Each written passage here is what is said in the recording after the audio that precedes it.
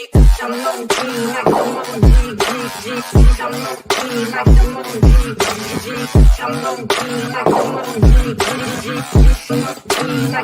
will not sit up in the nosebleeds. I will not stop until they know me. I want you all to listen closely before I'm motherfucking broke.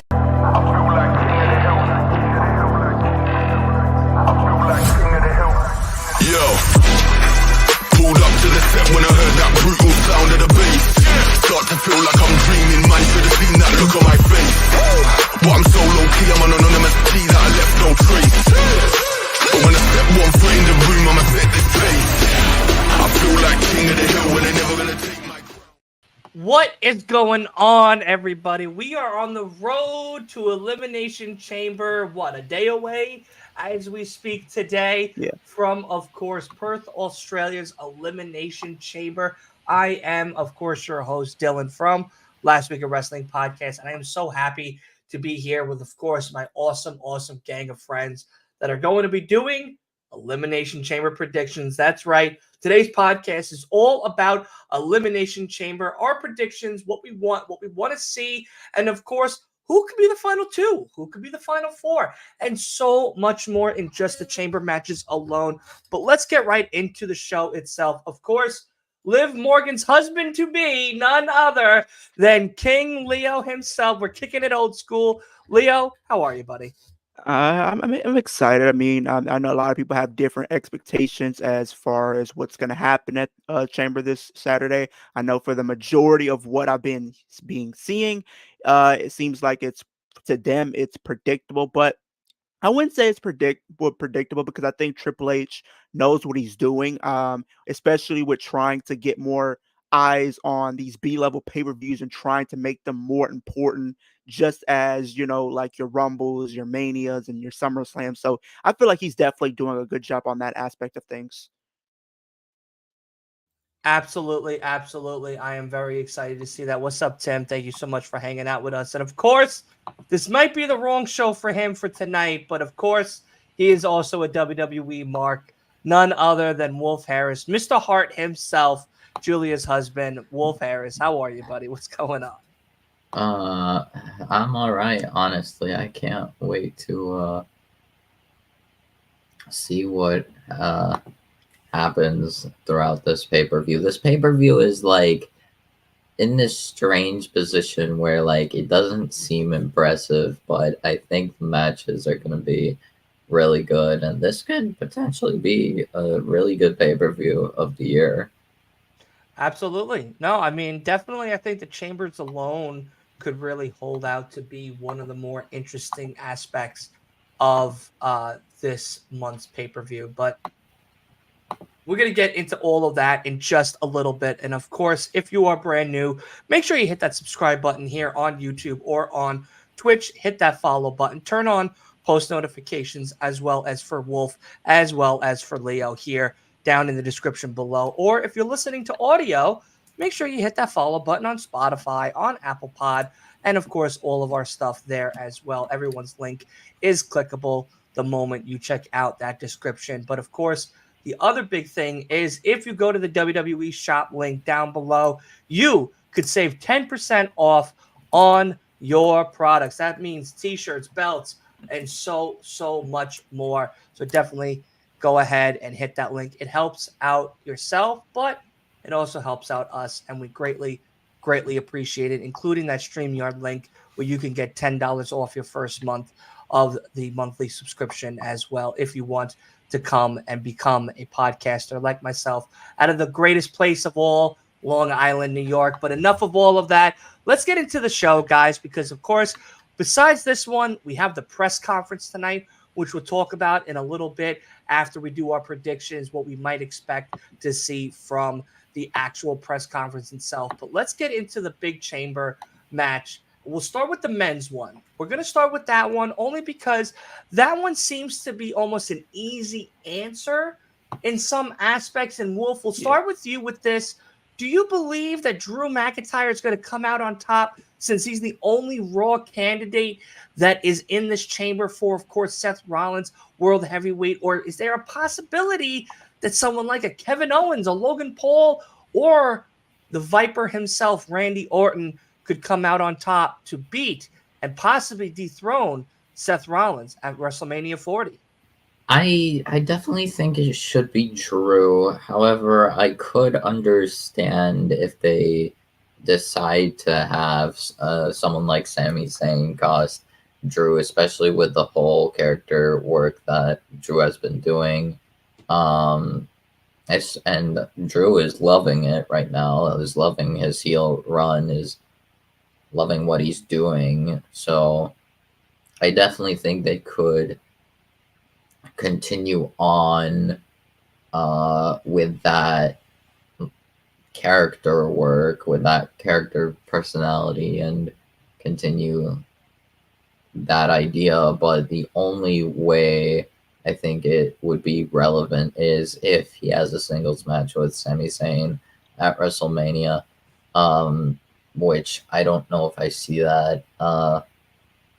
Really, I would just have Drew win the match, and then Sammy also inserts himself into the World Heavyweight Championship match or something. So honestly, we'll see. I think I think the right winner is Drew, but I wouldn't be mad if someone like Sammy costs Drew and then they continue on. Yeah, I mean, even Tim is kind of agreeing with you there that Sammy could cost Drew and having LA. I would pop if LA Knight won. Yeah, I mean, LA Knight picking up the victory, but like now that we all say LA Knight, let's talk about that for a brief moment. LA Knight has had really great opportunities as he's becoming a superstar, a rising star in WWE. That being, of course, recently having the opportunity to dethrone Roman Reigns at last year's Crown Jewel, but unfortunately and unsuccessfully doing so. Does something like that and a possible loss at WrestleMania hurt LA Knight's momentum to be that next big superstar for WWE if LA Knight were to win this year's Elimination Chamber? The way I see it, way I would see it is if LA Knight wins the Chamber, I would say he beats Seth Rollins at WrestleMania. Wow. Yeah, because it's obvious that they're high on LA Knight. Like and plus we do need either LA Knight would win or Priest cashes in midway, and because I feel like we're definitely getting a new World Heavyweight Champion at WrestleMania, one way or another, or like the Raw after Mania, whatever. But the thing is, it really could go any way. I don't know. It's like Seth's reign was great, but I think now it's time to move along the championship and have a new champion at WrestleMania. So I regardless, I think no matter what happens, I think this is plus for LA Knight. LA Knight, I think his career goes up from being in this chamber. Because he can set up a feud with Logan Paul. He can solidify himself as a contender for a world championship. So I think I'm gonna ask this to you, and then I want to hear Leo's opinion on everything here too. But do you think that there's a possibility of having someone like LA Knight be that new catalyst for World Heavyweight Champion? Do you believe that maybe pushing him to that top seed that quickly isn't maybe what we want to see? That it could actually hurt him in the long run as a world heavyweight compared to something like a United States or Intercontinental Champion prior to getting him into, of course, that main event type of scenario?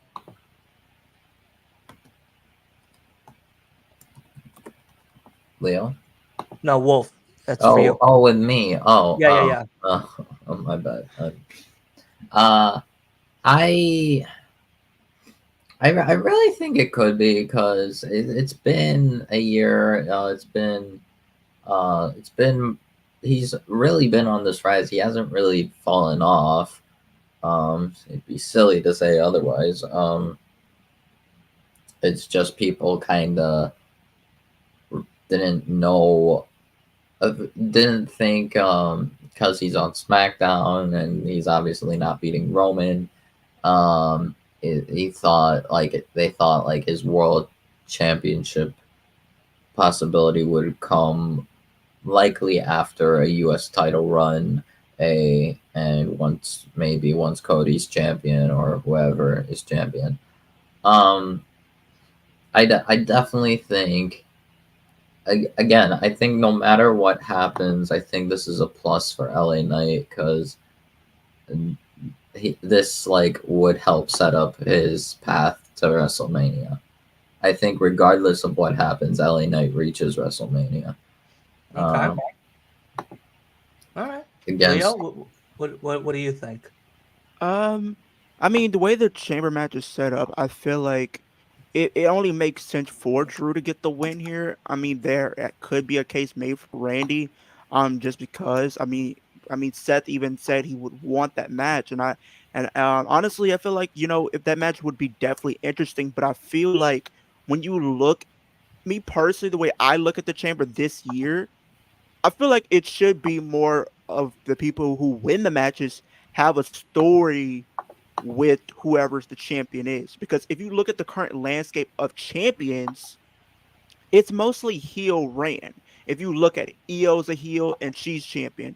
We got Rhea, she's a heel and she's champion, but she gets cheers here and there. You got Finn Balor and Damian Priest, both heels, and they got the title. You got Gunther, he's a heel with the Intercontinental. Logan Paul, heel and is US champion. And you have Roman Reigns with the Undisputed Championship, and he's a heel. Seth Rollins is the only person in that whole crop of talent that is a face. So when you think about it, would it make sense to have a heel win? Absolutely. If you're going to have somebody go up against Seth, it would make sense for that person to be a heel. Now, I do like the current booking of Drew McIntyre right now. They have definitely been using him correctly, I would feel like. I think this is the character that he's been wanting. I think this is what he's been wanting for a while, to get more exposure on television and have a different dynamic to his character, which I'm all for. And it's definitely been working. He's looks like he's enjoying what he's been doing as of late. And I feel like to reward that, you give him that championship. Even if he isn't re-signed yet, you cannot say that the story is not there for him and Seth to clash at WrestleMania for that championship. Because this whole story is wanting to hold that championship at Mania in front of live fans. That's his whole story. That's what his motivation is. So I really think, and also on top of that, it makes perfect sense to have Drew win because he's the only one representing Monday Night Raw in that whole chamber match. So at the same time, yes, the odds of are stacked against him because he's going against 5 other guys who are from the opposite brand, who are all have that same goal as Drew, to want to go on to face Seth for the world championship. But when it's all said and done, I do think Drew's going to be the one walking out because I feel like another thing you got to think about with Chamber, it's also used to further other stories that possibly could be happening. You look at Logan Paul, his story could be with both Kevin Owens and Logan Paul and LA Knight. I think when you think about it, you can have either one of those pin Logan Paul and continue that feud. Or if you want, you can have Logan Paul start a fresh feud with LA Knight by getting him out of there. And the crowd's not going to be too happy about that because the crowd loves them some LA Knight. So I really feel like there's a story there that you could potentially build with Logan Paul and LA Knight going into WrestleMania, which I think is the goal that they're trying to get to. And then when you look at Randy Orton, he still has some unfinished business with the bloodline. So I do think at some point in time, he's going to probably get interjected in that storyline. Possibly if, Rock wants to face somebody, maybe Maybe if they can't have a Stone Cold come in to kind of have like that little legendary stare off, you could have a potential dream match between Randy Orton and The Rock. Who wouldn't want to see that? You have two legends in the business going at it. You have the person that took Cody Rhodes in and had him become a part of Legacy. So there are tie-ins that you could potentially use if you wanted, if since we're doing Cody versus Roman at WrestleMania. You can have Cody say, I know you brought me in. I need your help. He can bring him in. And honestly, you can build a story with that post Mania, honestly. So there's a story there for Randy if you want to do it. Kevin Owens is probably like that odd one out. Me personally, and I've told it to Dylan before, I feel like Dominic Mysterio would have benefited even more if he was the guy to be part of the Chamber because he is very young. He needs all the exposure that he can possibly get if he's going to be a future prospect in the company. Because honestly, if you look at him, he has future world champion written all over him. And this would have been a great spot for him.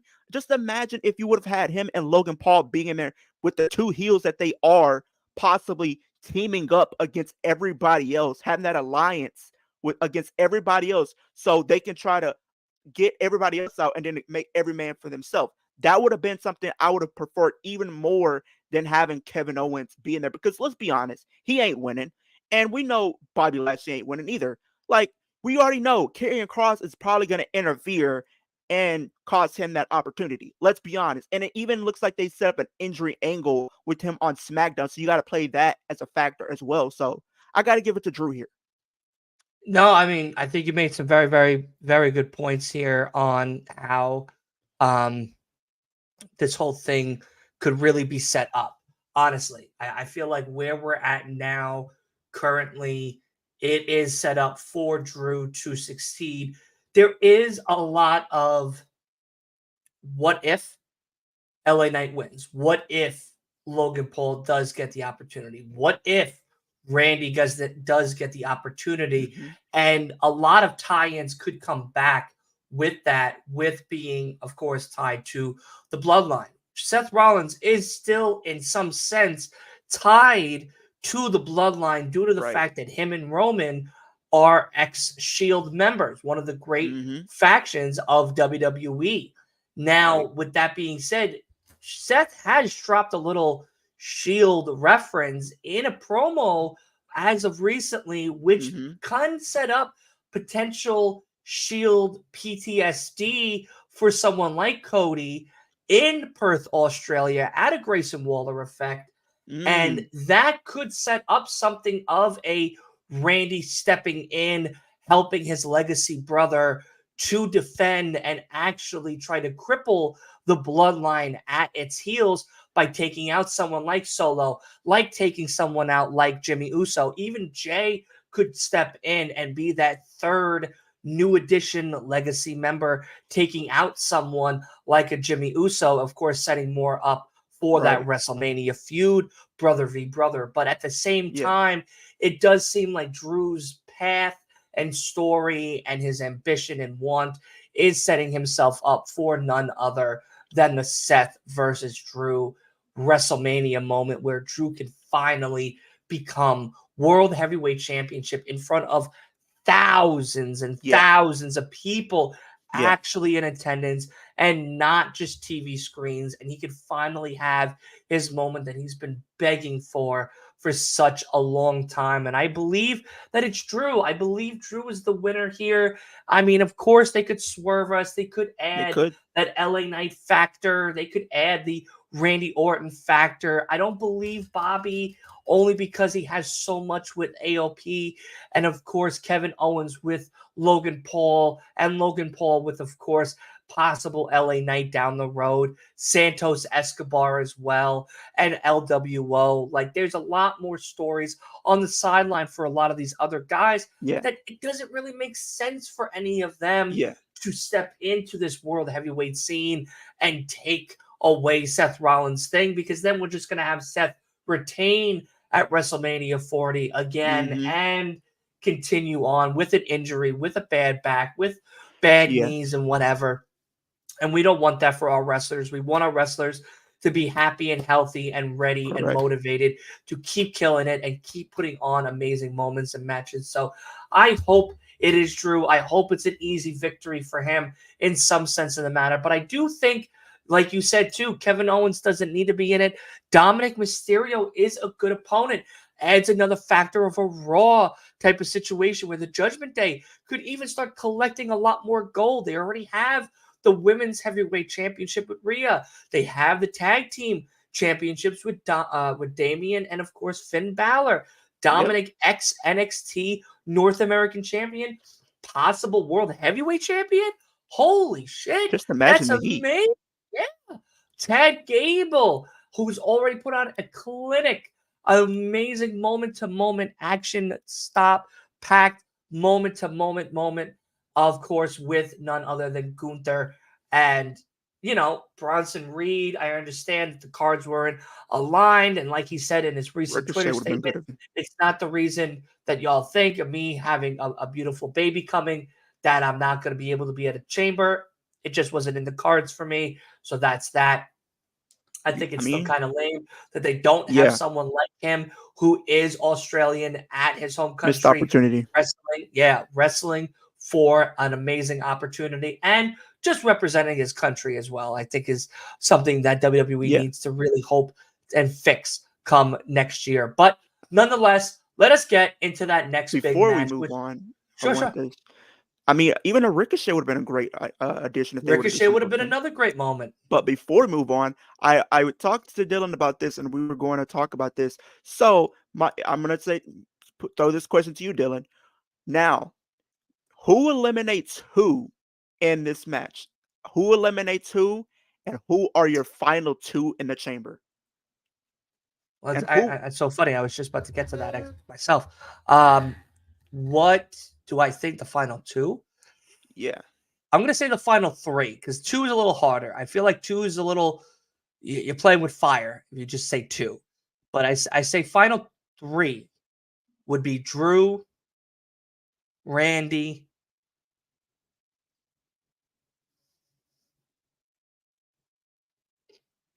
and I want to say LA Knight. And on top of that, when you say have LA the Knight. chamber, when we look at the chamber, who do you have starting the chamber? Logan. Mm-hmm. And Bobby. Woo! That would be a great one. And who do you have That'd be coming out interesting. throughout the chamber? Like I would say after those two start, the next one out would probably be Kevin Owens. Okay. And then after that would probably be LA. Okay. Then after that would be Randy. And then Drew. Then Drew. And then Bobby last. Well, Bobby's already in. Okay, so Drew would probably be your last to come in. Because it's only Logan, Drew, I think, would Kevin. be last. Okay. To come in. I have Paul. Yeah, Paul and starting. I said the same thing, Tim. Paul and Bobby starting, then Owens, then Orton, then Drew, then Knight. Knight being last. That's a good pick. That's a good round. I think that's a good one there. For me, I also different. have Bobby and Logan starting. Starting. I don't think. I think for me, it would be silly to have Drew start. I mean, for me, they could, but still. If I had to pick my first two, I would say LA Knight to start and Logan Paul to be the ones to start the match. I think that'll be an interesting kind of concept, kind of teasing us about potentially what's going to happen at Mania. And then after that, I'll say Bobby comes in, Randy, and Drew comes out last. And then final three, since we can't, I was gonna do final two, but I'll do final three just to be on the safe side. But when we get to women, I'll do final two. But final three, I'll say Drew, Drew, LA Knight, and Randy Orton. It's my final three. Okay, I like that. Yeah, I mean, I feel like 3 is an easier pick for these chambers only because 2. I mean, for me, the women's kind of. It's gonna. I Well, already have my yeah, final two we locked in. already know who's your final 2. So it's not like They anybody don't. here is gonna be shocked to No, hear but I one of have a the names reasoning come out of behind your it. mouth. I kind of have a reasoning behind it, though. But we've heard your reason. We've No, heard no, your no. reason. Like, I actually have a legit reason. Well, let's get into that tag team match. That, of Okay. course, is none other than the Judgment Day versus the One Republic. What are we calling? What are we The New calling? Catch Republic. The New Catch Republic. Yeah. I'll be honest. I don't see New Catch Republic winning No. here as much as I would love them to, as much as I would love to bring the belts over to SmackDown to start enhancing the SmackDown talent. Hmm. You know, it's just going to be an unfortunate moment for New Catch Republic. Though I don't think they're going to lose at like as quickly as many people might think. I don't think they're going to lose as um No.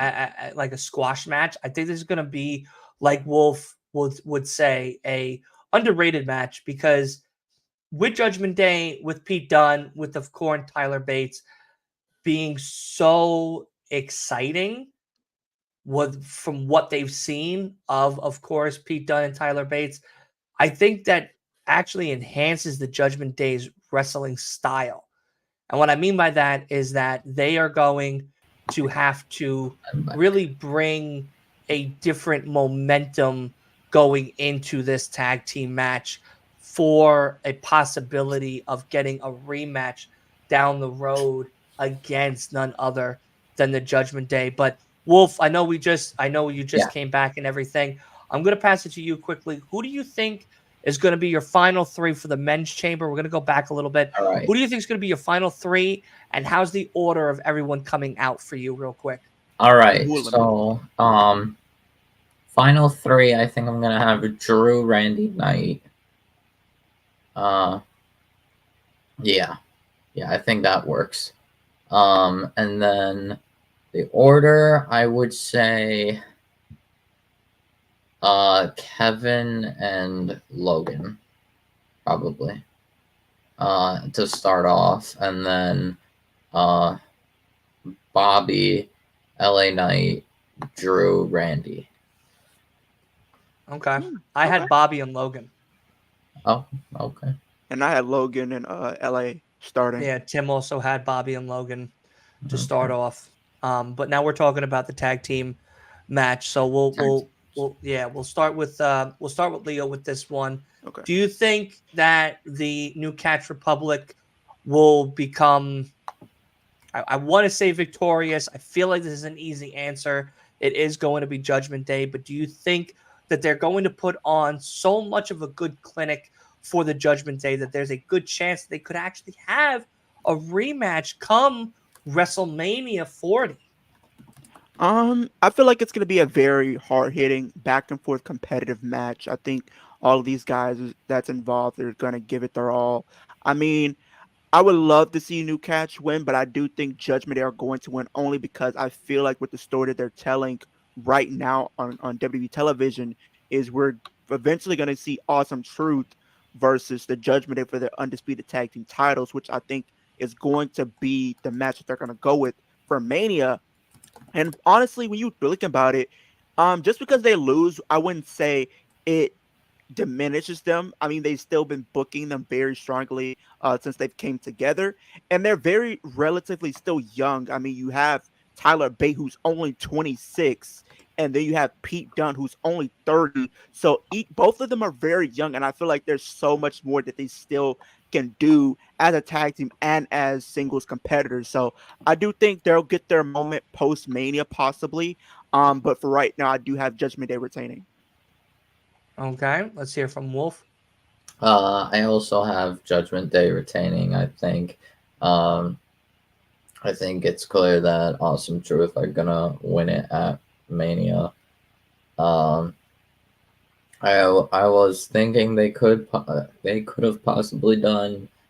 I mean, like months ago, I was thinking They could have done Finn Balor versus Damian Priest, but now it's clear that yeah, it's probably gonna be Awesome Truth winning the tag titles at WrestleMania. Um, I definitely can see this being a good match because I do think Pete Dunne and also Tyler Bate and Finn Balor, they have, I'm sure Damian Priest will also keep up. Like they're all good. They're all great talent. I think they work well together, especially like Pete Dunne, Balor. Like they've already had that experience. So this is gonna be an amazing match. This is gonna be a match that people don't like. It doesn't seem impressive, but it's definitely going to be a really good match. Um, that I think people will talk about for this year. But yeah, I love Pete Dunne and Tyler Bate, but yeah, Judgment Day is gonna retain. You are muted, You're Dylan. muted, Dylan. Sorry. That's what I said too. I said that this might be one of those matches that, as much as we might be like, oh, it's a simple win. It's a simple win for the Judgment Day. This might be one of those matches where we're like, oh, wait a second. This actually was a lot better than one. yeah, Plus, you not gotta think so about outside simple. A interference. lot more hard hitting, a lot more whoa type of moments here, and I think Pete Dunne has a lot more to offer than what he's offered already in SmackDown in these tournaments and stuff. And I think that now with the name and the gimmick and of course everything that he brought from NXT now over to the WWE main roster, it's definitely a different playing field that Finn Balor and Damian have to acknowledge in some ways. So I too agree with what Wolf is saying. Unfortunately I do see the Judgment Day walking out of here. Do I see them possibly getting a WrestleMania opportunity? Kinda. I do understand though the Miz and R-Truth having that opportunity more. Bless you.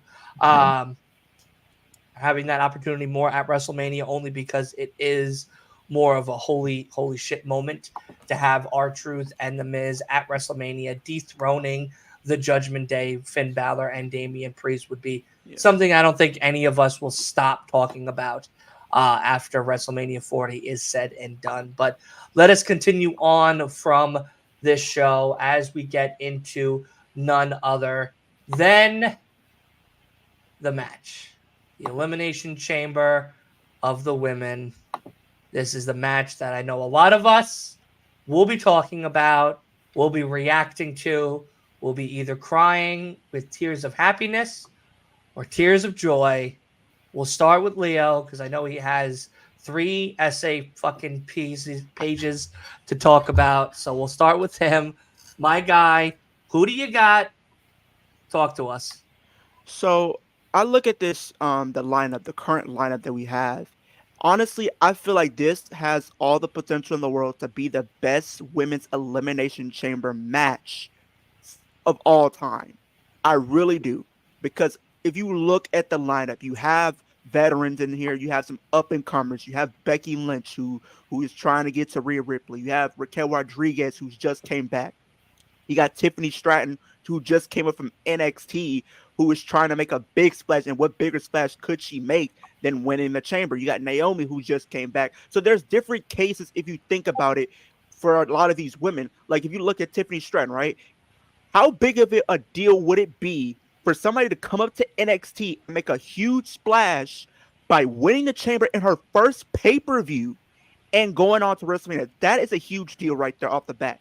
You got Becky Lynch. That's going to be the money match that everybody's been talking about. You have that aspect. You have literally Naomi.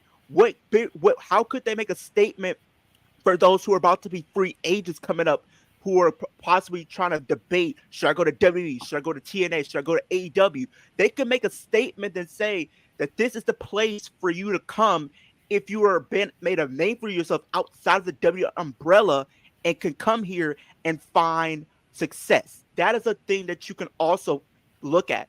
But I feel like when you think about it, me personally, I feel like when you think of the chamber, whoever wins needs to have a story with ever who's the champion. Now, it eliminates a lot of the women. Bianca would be great just because both of them, are the 2K athletes for the deluxe edition, her and Rhea. That would be a great match. But me personally, as much as I would want to see that match, I feel like that match doesn't necessarily need the title to happen. I feel like that is a non-title feud waiting to happen because it's ultimately who has been the better one since they came up to the WWE and the main roster since NXT. So I think that would be a great thing to do for them down the line.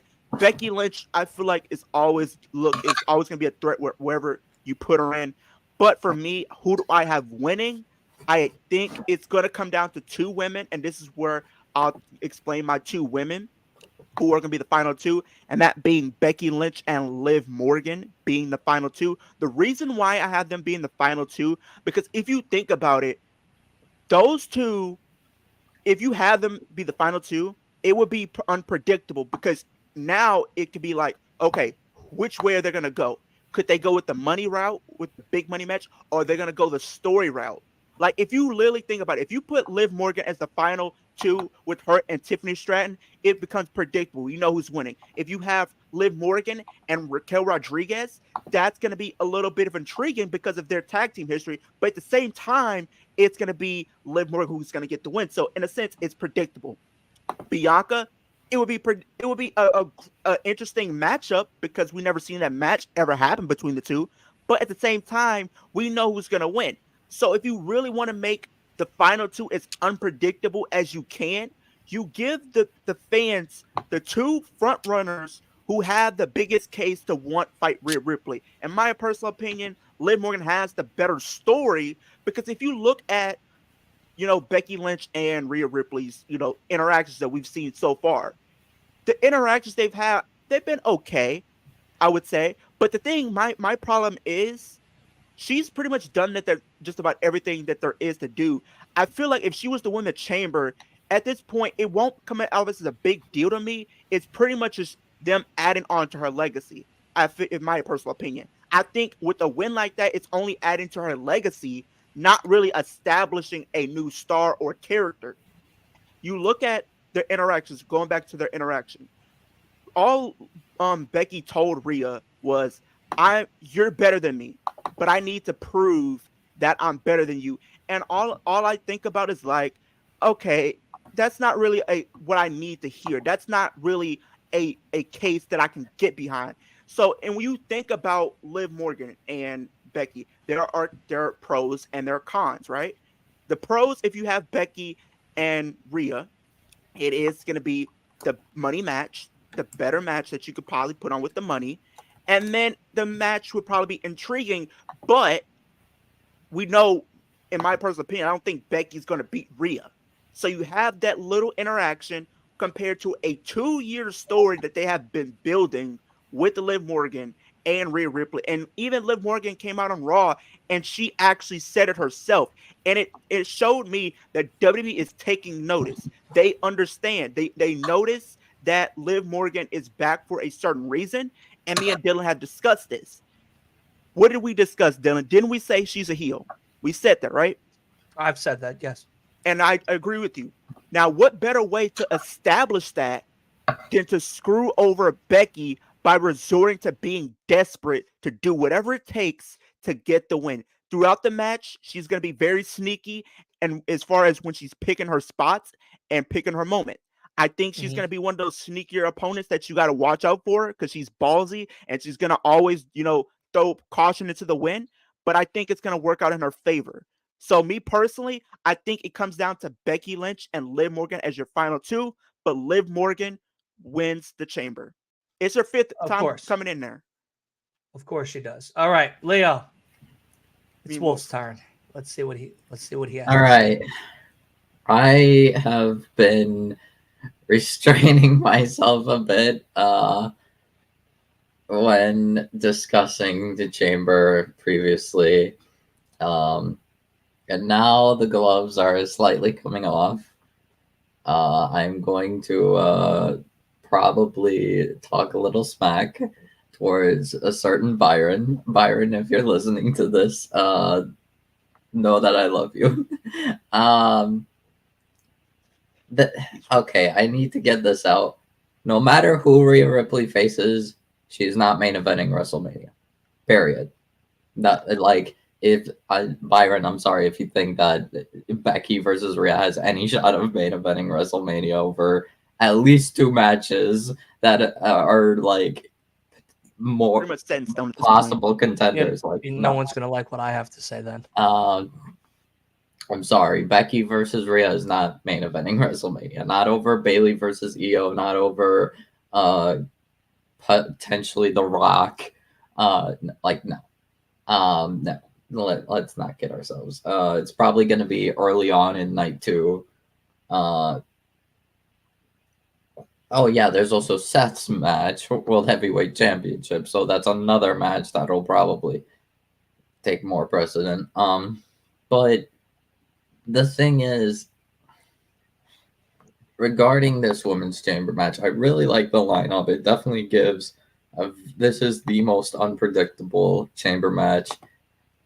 Anyone would benefit from this win and go on to face Rhea. However, I feel like the correct winner is Liv Morgan. There was no reason for Becky Lynch to face Rhea Ripley. There's nothing behind it. There is nothing, no weight behind it.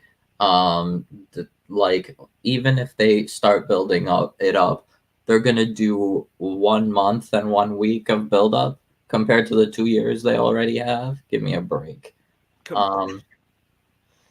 Like no, I'm sorry that like I would rather watch like Rhea Ripley.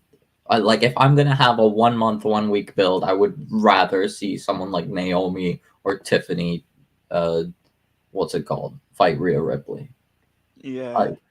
Or Bianca even. Bianca would be more likely. Like the thing is, there's no weight behind Becky Lynch versus Rhea Ripley. There's like, yes, it's a big match, but like it doesn't help when there's nothing behind it. Like I'm more confident that Liv Morgan versus Rhea Ripley would have a better chance at main eventing WrestleMania than Becky Lynch versus Rhea Ripley. Because they can do anything, especially under Triple H. Under Vince McMahon, it probably would have, but under Triple H, no. He cares about story. He even made that clear and last even year. then, even Liv versus Rhea would not main event WrestleMania just because Bayley versus Io exists, and Bayley won the Rumble. So Bayley has more of a claim to that main event spot than Rhea Ripley. I do think Becky and Liv will probably be the final 2. But yeah, they're if Becky wins, that's the lamest women's match. I will not be interested in that women's world championship match.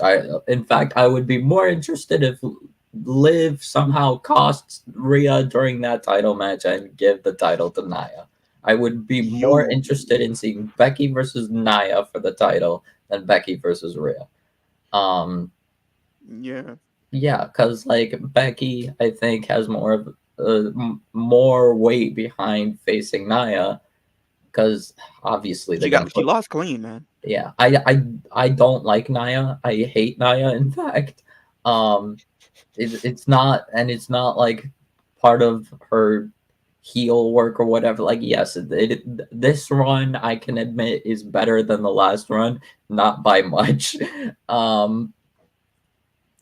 She's still boring. She's still but she's not as botchy, so she's not killing people. So I don't know. I just don't care for her. But I know WWE is high on her, especially because The Rock apparently was part of the reason that Nia came back in the first place. It's just kind of the same old thing, but like I would be more interested in seeing Becky versus Nia for the title than Becky versus Rhea because there's more weight behind it.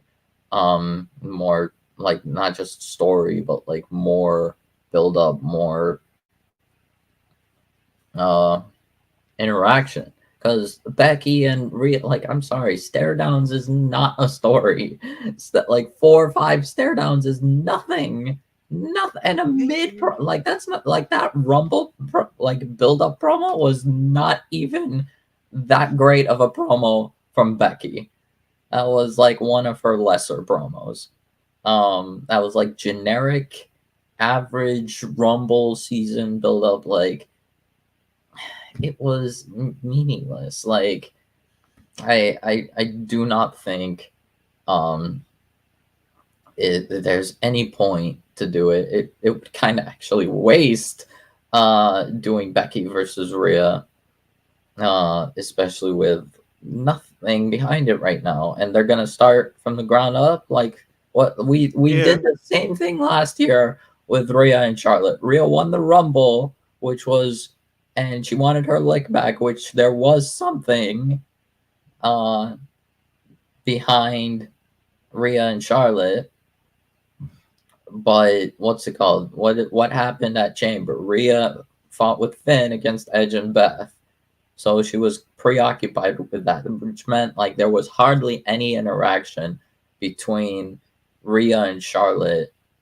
Like there were like 2 weeks she was on SmackDown and they were going at it, but like, and they were like, but, and that costed Rhea the main event spot. That was literally the only reason Rhea did not main event last year.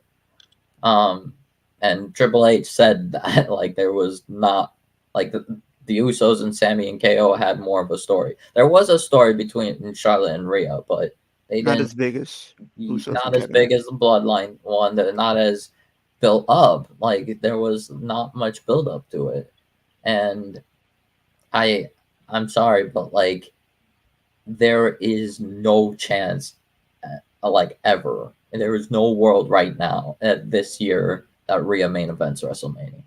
There's too many people. There's at least 3 matches that are more likely to main event night 1 because we already know the night 2 main event, Cody versus Roman. We know that's main event. I thought about something too. I thought about something you said too, Wolf, that you had mentioned to me the other night. You were saying like even if they do this Rhea and Liv match, imagine if Liv lost there. That's gonna be heartbreaking. Like that's what WrestleMania is supposed to be about. It's supposed to literally be about last year, the Cody. big moments and the emotions. Literally like Cody. Some people have made the comparison that Liv could be that Daniel Bryan of the women's division. And I can see that possibly. I don't know how I feel about that. Like, as far as in-ring capacity, between but character, maybe. That's like fine if we desperately need to put Becky in the title match. If it's only Becky versus Rhea 1-on-1, it's going to happen. Rhea is guaranteed to retain because Byron said it's not obvious. It is 100% obvious Rhea is going to retain. Becky is not losing. Is not beating Rhea Ripley. Now, if you do a triple threat, though, Wolf, you could have all 3 involved, and then have the match would happen, and like, I'd probably give it 2 to 3 years, and people will forget about the match happening. Yeah, agreed. There was like, oh, it happened. There's nothing behind it. Like, I'm sure it'll be a great match, but like we know what's gonna happen a month in advance, and there's minimal build up to it. People are gonna forget about it. Like, not even that, Wolf. Like you said, I if they do a triple threat, by like next year or the year after, people like start forgetting about Charlotte versus Rhea last year. Like, think about you said, Wolf. Like, if they do a triple threat and have Rhea pin Becky, that can keep Liv looking strong and ask for a rematch, extending that feud going into Backlash. I think that's the route they should go. Have all 3 be involved. If you want to keep the title on Rhea just a little bit longer, you can, and you can build up to that one-on-one encounter at the next pay-per-view, which being Backlash, and then you can have that one-on-one encounter with both of them and have Liv get the win. That's how I really think it should happen. Let Liv win the Chamber. Then you can have that 2019 story with Becky. Because remember what happened in 2019 when she was the man, and it was pretty much Ronda versus Charlotte, title versus title, and they had their whole story where Becky found out some way to get herself interjected and make it a triple threat. Now you can have that parallel come back and have her have this story on how she can get herself interjected in this match. Yeah. And then you can have her lose instead of winning it. And then you can build that feud coming out of Mania, since Liv then take the pin and Liv and Rhea happen at Backlash. And answer your question, I don't think every champion would lose their belts at Mania. Gunther will most Probably likely retain. I say if the Kabuki Warriors defend their titles, they retain. I would also say I would be bold enough to say Io Sky retains against Bayley. Just because it builds her up as more of a champion, and really that's kind of the point of Damage Control. Like, also Bayley's like is described as the most selfless person on the WWE roster. So I wouldn't be surprised if Bayley puts Io over, and depending on who Seth faces, it could go either way. Yeah, and plus you got to think about the cash in too.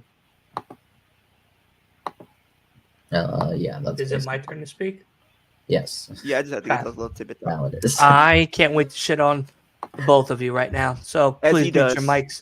Please mute your mics, and I don't want to hear any interruptions until I am done. I will tell you both now that I agree, but I do not agree to the fullest extent. If Becky wins, it's only because of the fact that she's promoting the book. And if she wins, it's also going to be at WrestleMania. It is only to promote the book. It is only to promote her as a champion and to get more ticket sales and book sales for her book that is done by the WWE. So that is the only reason that I could see her walking out of Elimination Chamber victorious and actually being a champion come WrestleMania 40. Only because of her book. If Liv Morgan wins and loses at WrestleMania 40, I don't give a flying fuck about her redemption story come Backlash. There's nothing for me to actually be interested again in her trying to win again against Rhea if Rhea retains at WrestleMania 40. Do I want Liv to win Elimination Chamber? Yes. The story makes more sense. There's more of a build. It's been 2 years. She's the only one that has defeated Rhea Ripley, not once, but twice. But WWE is notorious for pushing people that have a bigger priority, being books, magazines, movies, TV deals. Bianca's in that mix. Becky's in that mix. Raquel just came back. Raquel still is owed a match. Liv is owed a match as well. So there's a lot here that Rhea could be doing Backlash, SummerSlam, Money in the Bank to finish all of these extra things out. But in all honesty, for myself, I wouldn't really care if Liv wins Elimination Chamber. I wouldn't care about her winning at Backlash. Her story at that point is done. Liv needs to just sit on the shelf and do things like putting over the new talent and bringing up actual new competitors. If they do a mid-card belt, I would love to see her as a mid-card champion, but that main event championship is done for her. Honestly, and I hope you realize that at that point, because if she does win Elimination Chamber and then they do let her lose at WrestleMania 40, there is nothing for her. Building her and building her and building her and building her is just going to be an endless charade of hopes and dreams, like a Cody Rhodes story, to just be absolutely pile drived and deadened and killed left and right. Like there's nothing for that. Rhea and Charlotte should have main evented WrestleMania 39, and I will say that to the day I die. Cody, the whole bloodline story with Kevin Owens and Sami Zayn was absolutely mediocre. I understand that it had more of a excitement for the fans, like Wolf, that was more excited for it. But in all honesty, Charlotte and Rhea, even though they didn't truly build it up to the potential that it could have been, the match performance itself proved that it should have main evented the WrestleMania night 1 or night 2, whichever one they were on, and should have closed out that show. The fact that they had Rhea Ripley come in at Royal Rumble #1 and defeat 29 other women, the only other person to do that is someone like Chyna, to last that long and be victorious, not having her promoted and not having her put on the main event scene is absolutely pathetic. And the other person that I do think that she could be main eventing over is Seth Rollins. Drew McIntyre and Seth is very exciting and is definitely something that I could say is very easy of a match to have. But in all honesty, Seth's story isn't as exciting as something like Cody and Roman. The Bloodline story has overtaken WWE and it has flooded the internet scene. Bayley and Io, absolutely. There's definitely an argument to be made there as main eventing, but at the same time, they haven't really been doing enough to really promote Io and Bayley, except for these past few weeks. Hopefully, after Elimination Chamber, they do more to enhance the story to make it worthy of a main event scene. But I do think that Rhea, with everything that she hasn't gotten, and with the way that they have been booking her going into Elimination Chamber, and this is almost a trial period for her to main event and close out the pay-per-view this coming Saturday in her home country. If it works well, there is a possibility that Rhea could main event either night one, most likely, because night two, if they do Roman and Cody, or The Rock, Cody, Roman, Seth, and Cody's mom, and fucking Dusty Rhodes' ashes or some shit, then, we'll have all of that at WrestleMania night 2. But in all honesty, Rhea should main event WrestleMania night 1 because Seth's story isn't as exciting as it once was, especially with him trying to get Cody to side with him and be the match for Seth at the WrestleMania 40 main event scene. He's begged him and everything. And then Cody was like, no, it's bullshit. Rock can't just come in and just take my opportunity away. I won the Rumble, yada, yada, yada. So Rhea, whether it's Becky, makes sense because that just enhances the opportunity to be a main event scene. If it is Liv, it does enhance to be a main event scene, but I would say that would be the second to last match if it is Rhea and Riv, only because of the fact that if Liv loses, there's nothing. Like Liv should now consider just stepping back from the limelight and, watch her sit backwards. Honestly, like I wouldn't want to see Liv contest for another main event scene. I wouldn't want to see Liv even talk about the main event scene. I don't want to see Liv try for the main event scene. It's been done. It's been said. She has tried her hardest. She is a mid-carder, and we have to realize that at that point. If they're not going to give her the Elimination Chamber, if they're not going to push her at WrestleMania 40, and they're going to push her at Backlash, that's that. We have to cut the cord, and you have to realize that some people, as much as we may want them to be the main eventer, they're just not in the WWE's eyes as a main eventer. Yes, she was a champion. Yes, she was a tag team champion. Yes, many people love her. And yes, she has a huge following behind her. Whether she's a face, whether she's a heel, doesn't make a difference. If she loses a chamber and doesn't get her opportunity at WrestleMania 40, or if she wins the chamber and gets an opportunity at WrestleMania 40 and loses, I don't want to see Liv in the main event scene anymore.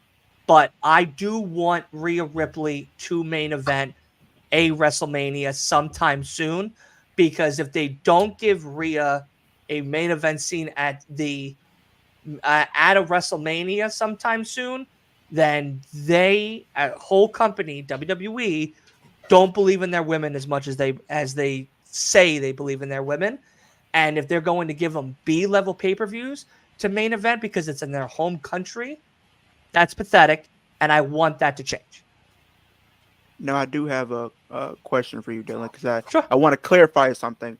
Now, I know you said you have a point there where you said if Liv does lose, it would kind of be like a waste of everybody's time, considering that you have this to your story and you just threw it down the garbage for what. But okay, now how would you feel about this if Liv Morgan does win the chamber, right?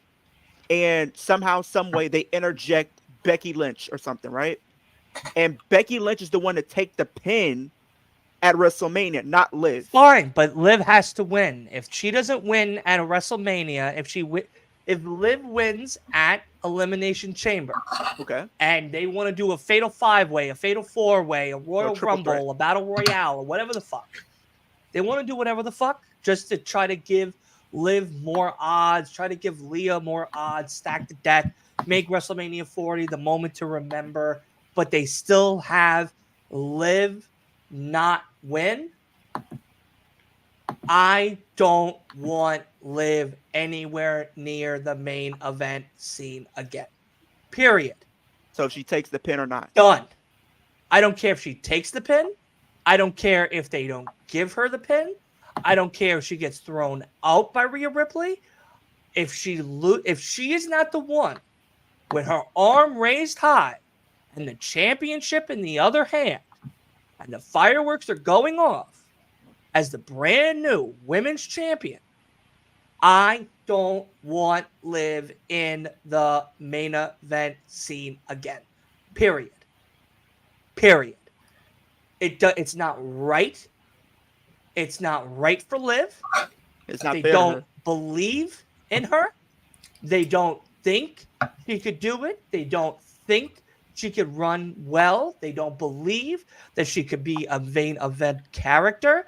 They don't believe that she could be a wrestler that women can actually idolize and say, I want to be a women's champion because Liv Morgan was a women's champion. Then I don't want to see Liv get her heart broken every single year. I think it's a simple answer. I think it's a simple reason. If they don't give her Elimination Chamber and she tries to fight her way into WrestleMania 40 and they make it a triple threat match with her, Becky, and Rhea, or Raquel, Becky, and her, or whatever, then, and she still loses, I don't care. I don't care. Because to me, they'd rather just keep it to the people that they like more, which is not Liv Morgan, and just give it to somebody else. If they're willing to give it to Becky at Elimination Chamber now, do not be shocked of Becky raising her hand high at WrestleMania 40. If they give it to Raquel, don't be shocked if Rhea's raising her hand at WrestleMania 40. And still the same thing if Liv gets an opportunity at Backlash. And if she wins at Backlash, what was the point? She won the Chamber, she lost at WrestleMania 40. 3 weeks later, she gets another opportunity. What for? Because it feels like if they do that, it's kind of more like a drag. Because it's like, when you think of WrestleMania and Backlash, right? If you want them to crown her and crown a new era as her being the champion, you want to get the best mileage out of that moment as possible. And as good as a Backlash would be, WrestleMania is the place where stars are born. That's where moments are made. This is a place where she deserves to be. And here's a caveat. Here's something else I shared with Wolf and Dylan and the Flex Zone. Here's her record. She has never been pinned or submitted at WrestleMania in her entire WWE career. She has that could not. Change. And I don't want, if they put her in the match, I want it to be a situation where she does win, but don't feed her first loss that way if it's dirty like that. Now, what I think needs to happen with them having a 2-year story, this cannot be a regular one-on-one match. I'm sorry. This needs to have a stipulation put in place. I've heard people saying, since it's being Philadelphia, this could be an Extreme Rules match. There's pros to that. Liv can get her a win, and you can also protect. I would have put Liv in an Extreme Rules match. Yeah, after that, she's accident prone. Now, what if they do Hell in a Cell? Accident prone. Okay, She's they got to have some type of. She's too fragile. She's too fragile. She just got off of an injury. I would not put her in an Extreme Rules, in a Hell in a Cell, in a cage, anything to where Liv could possibly be re-injured again. Because if Liv gets injured and she was supposed to be the winner and they have to change it because Liv's elbow's dislocated or her shoulder popped out, she twisted her ankle, she hurt her knee, she tore her ACL, her shins are gone, whatever the case is, and they have to change it to Rhea winning, people are going to be pissed. Why did they put her in an Extreme Rules match? What was the point of that? I understand there was a stipulation, but what was the point? You just gave Rhea an easy win. I don't want to hear that. I don't want to hear any of those excuses. Liv needs to win an Elimination Chamber, period, end of story, because the story makes sense. If Becky wins, it's because of the book, and that's that. If Becky wins at WrestleMania 40, I know all of you guys are going to be very upset. I understand it, and I'll feel bad, but at the same time, that's WWE. If they give it to Liv, don't be shocked if they don't let Liv win at WrestleMania 40. If they do, fine. Then they means that they back Liv and they want Liv to actually succeed in 2024. But if they give Liv the opportunity to wrestle at WrestleMania and lose, and she gets an opportunity again at Backlash, I don't care. I don't care. Yeah. She won at Elimination Chamber. A month later, loses at WrestleMania 40 to go into a tournament to get another opportunity. I don't care. I don't care. Here's something else I've thought about too, Dylan. And you have right, because you don't want to, have her get injured upon a return. Now, granted, I feel like the feud could benefit by having a stipulation if you want to keep Rhea looking strong, but I don't think they need to do that. I feel like Liv needs to just get a win. That's that. And regular singles match. End of story. Yeah. In and my here's another opinion, thing. the way Triple H, because the WWE, right, when Liv was on her hiatus, when she was dealing with the whole lawsuit and everything like that, with the federal case and everything, what did WWE say? They have no heat with Liv Morgan. And what did they say? They have her penciled in for a big marquee money match at WrestleMania. Well, if you take that into account, Liv could also get hurt for doing some stupid shit on Saturday. Yeah. And because knowing how Liv Morgan is, she's very ballsy. She would throw caution to win and do anything. Don't be shocked if Liv tries to hop on top of a fucking pod and do a moonsault and then twist her ankle. The way I see it, I do understand your point, Dylan. You're right that we don't want to risk Liv getting injured. This only reaffirms my belief that Liv Morgan has to face Rhea Ripley at WrestleMania, because WrestleMania, in my opinion, is the only place where you can have a normal singles match and survive. Right. And that's the only match I should be.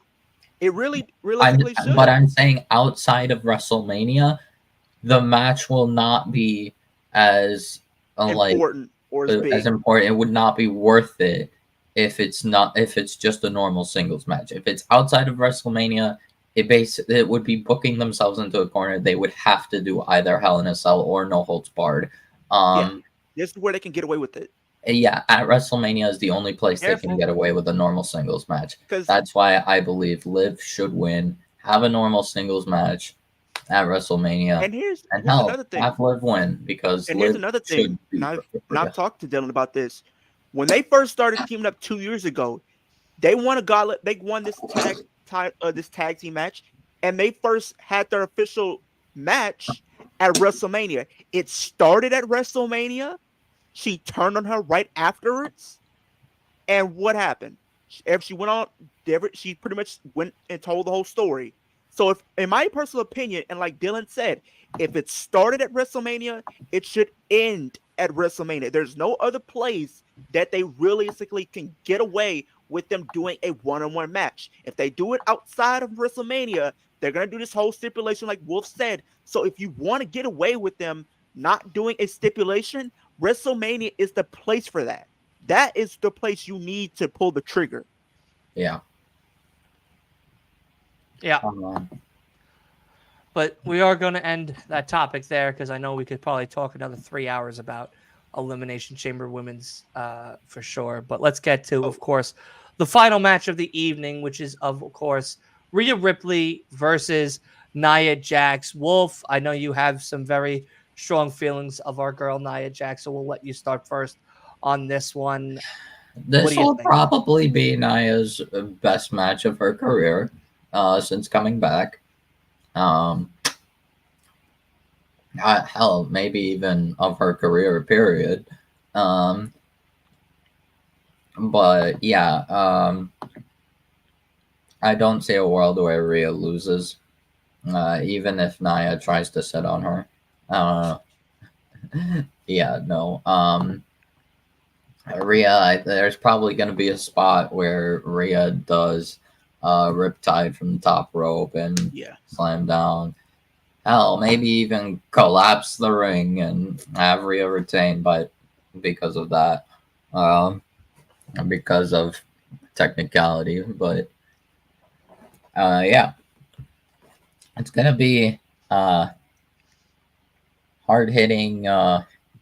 Definitely a showcase of powerhouse. But I do think ultimately Rhea retains.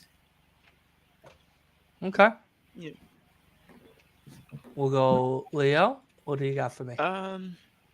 I think this is going to be a very hard hitting match. I think when you think about it, you have the two most dominant women in the division, and to Wolf's point, like he said, I mean, Ripley's has been on a run of her own for a long time now, and you have Nia Jax who's been on a run of herself. Like she just beat Becky Lynch literally a couple of weeks ago.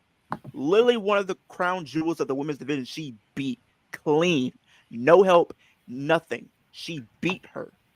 So I really feel like the story of this whole match is Rhea trying to hit that rib tie.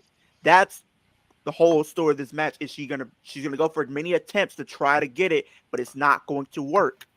And then it's gonna become a situation where she finally is able to hit it from the top rope, and then she gets the pin. I feel that's the story that they're going to be trying to set up throughout the match. But I think Rhea's retaining. I don't see Nia Jax winning here. Like if they did that, I feel like they're intentionally trying to piss people off at that point. Yeah, understandable. I have Rhea winning. I don't even I could need see to really Becky explain it. costing Nia. Yeah, I thought I about mean, something, though. sets up a nice moment for them later We on. forgot but- something, Dylan. What? We forgot to talk about the order of eliminations in the women's and. Well, everybody was pretty heated about Elimination Chamber women. Oh so no, I figured, I'm just. No, we can still do it. I figured we were I say we were done with the championship. Yeah, Wolf, we'll start with you. What do you got? given the spoilers of what actually no, never mind. I was gonna say Liv and Bianca start us off, but I'm gonna say Liv and Raquel start the chamber. Okay. And then afterwards it'd be Bianca, Tiffany. Actually, no, Naomi, Tiffany, Bianca, Becky. Okay. That's different. Who's your final three, and Our who's your final winner? three would be Becky, Liv, and Raquel. Okay. And who's your winner? Winner is Liv Morgan. Okay. We already know your winner, Leo, but who's your starting, thing, and then final three? I actually have Becky and Bianca starting as number 1 and 2 because Liv has pretty much started as number 1 in the previous year. So this is about time to kind of switch it up a little bit. But number 3, I would say Naomi. Number 4, I would say Raquel. Number 5, I would say Tiffany. And number 6 is Liv coming out at number 6. And final 3, I'd say Bianca, Becky, and Liv as the final 3. And then Liv winning. Right. And then Liv winning.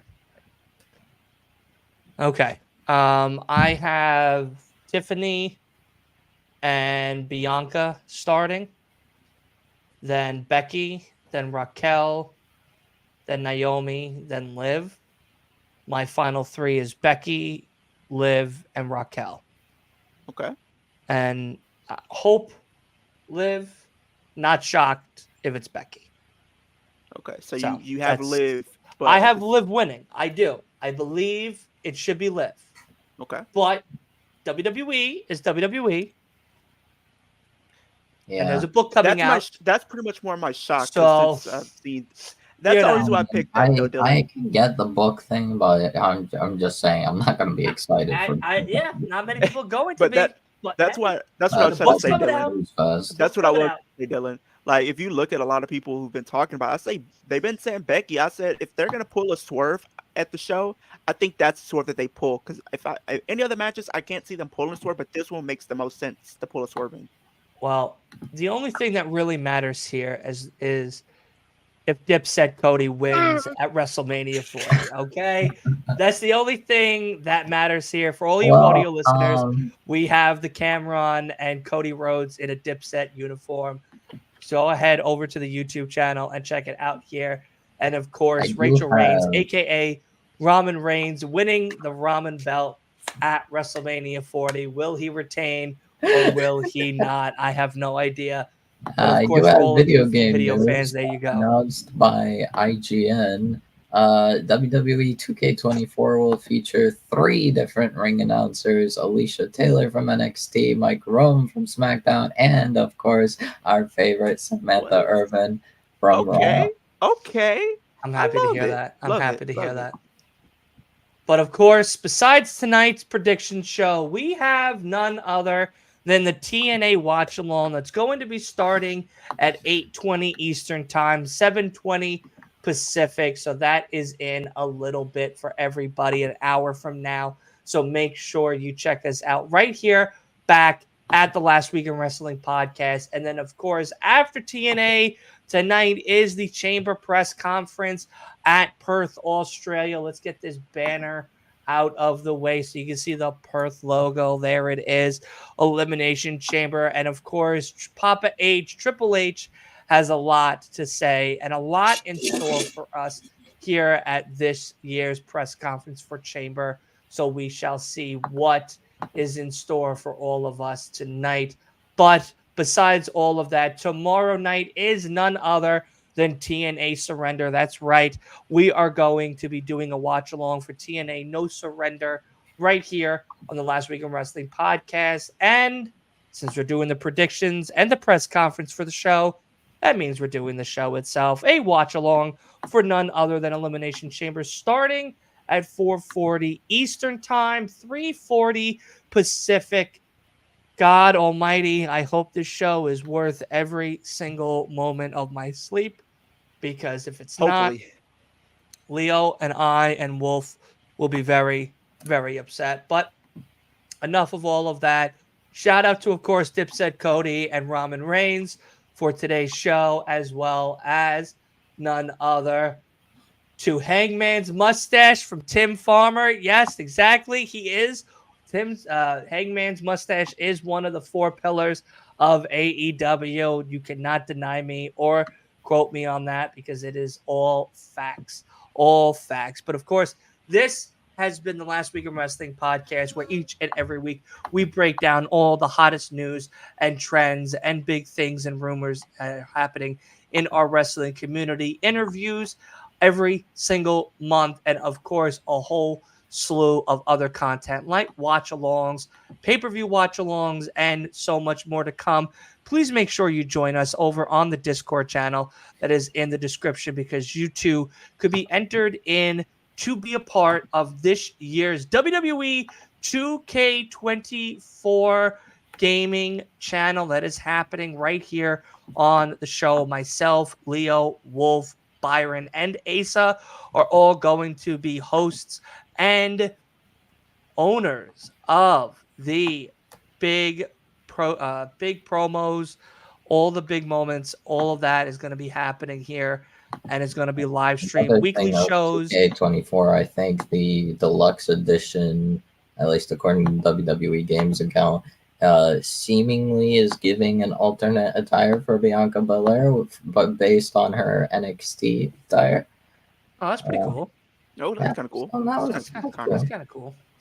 But yes, of course, we're going to be starting that, of course, a little bit after April. And myself and a good friend of mine that I've recently found over on TikTok, as well as another announcement I will make here, myself and Heel Mike are going to be starting a new thing after WrestleMania, which is the Dark Side of the Ring, where we're going to be talking about a whole bunch of biographies of wrestlers who have passed on, and wrestlers who are currently still alive and kicking. We're going to be talking about all of that stuff, debating, and of course having great conversations with all of that. So that will be coming on as well. Plus, myself and Joe Panther are setting up a big thing called Indie Wrestling Conversations. That's not the title, but it is something that we are going to talk about, where we are going to be talking about all things indie wrestling. So that's House of Glory, MLW, HOG, and so many more. So of course, if you are new, make sure you hit that subscribe button and tune in each and every weekday, because like I said, we have so much content coming out. And of course, make sure you hit us up on TikTok, on Instagram, and Twitter as well, because we are so active over there. We are going to be having so much great content coming out. It's going to be crazy. Do not miss out. But Leo, I know you got something cooking, so let us get to you real quick before we end the stream and get out of here. Yeah, so tomorrow, as you guys did hear, I will be here for No Surrender. We won't be doing SmackDown or Rampage because we do know SmackDown is taped and everything like that, so we will not be watching that, but we will be watching No Surrender. And I'm very excited for that. I mean, I think there's only about 8 matches on that card, so it'd probably go by a little quicker and whatnot. And plus the 0 hour and stuff like that. I think that it's going to be a very interesting show. I'm very excited to see Chris Sabin versus Mustafa Ali for the X Division Championship. We literally have the next day, which that being Elimination Chamber. Starting at 4 a.m. for me, you guys. 4 a.m. for me, it will be starting. I've never gotten up this early in a long time to watch wrestling, so I'm very excited for that as well. But yeah, it's been a great week so far, and let's end the week strong with no Surrender on tomorrow and literally Elimination Chamber on Saturday. I love it. And of course, you can check out all of us right here on the Last Week of Wrestling podcast. Wolf over in the description below, as well as Leo, Big B, Byron himself over on the Flex Zone, and so much more. We will see you in about an hour for TNA Watch Along. This podcast will be available within the next hour for all of you audio listeners out there. So make sure you tune in and see us next time on the Last Week of Wrestling podcast. We'll see you soon for TNA Watch Along, and then of course to end the night, WWE Elimination Chamber press conference. We'll see you then. Start to feel like I'm dreaming, man. Should have seen that look on my face. But I'm so low key, I'm an anonymous G that